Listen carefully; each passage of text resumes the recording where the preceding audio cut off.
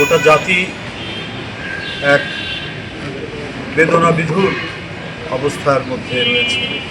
যিনি বন্দি থাকা অবস্থায় নিজের সন্তান হারিয়েছেন, যিনি অনেক নিপীড়ন নির্যাতন সহ্য করেও নিজের দেশ থেকে যাকে সরানো যায়নি, অনেক চক্রান্ত ষড়যন্ত্র হয়েছে, অনেক নির্যাতন হয়েছে, একটা ভগ্ন স্তূপের মতো একটি জেলখানার মধ্যে তাকে বছরের পর বছর রাখা হয়েছে, তারপরেও তাকে এই দেশ থেকে মাটি থেকে সরানো যায়।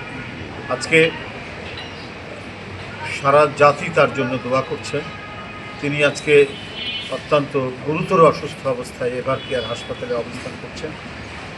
আমরা সবাই আল্লাহর কাছে দোয়া করব, ইমাম সাহেব দোয়া করবেন যেন আল্লাহ তাকে খুব দ্রুত আরোগ্য করে তুলেন, সুস্থ করে তুলেন এবং আবারও এদেশের মানুষের কাছে, জনগণের কাছে তাকে ফিরিয়ে দেন। এটাই হচ্ছে আপনাদের কাছ থেকে কামনা করছি এবং এটা আল্লাহর কাছে কামনা করছি, আল্লাহ যেন তাকে সুস্থতা দান করে আমাদের মাঝে রাখেন। আমিন। আমি ম্যাডামের সর্বশেষ শারীরিক অবস্থায় তিনি সিসিউতে আছেন।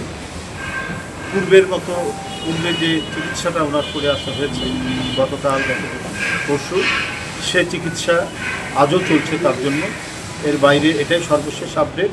আর অন্য যে যাই বলুক, এটা কেউ যেন বিভ্রান্ত না হয়।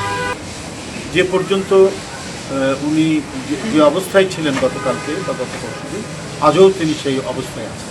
উনি সিসিউতে আছেন। নানা ধরনের বিভ্রান্তি ছড়াচ্ছে, এই বিভ্রান্তিতে কেউ যেন কান না দেয়। আমি যেটি বললাম এটাই হলো সর্বশেষ আপডেট।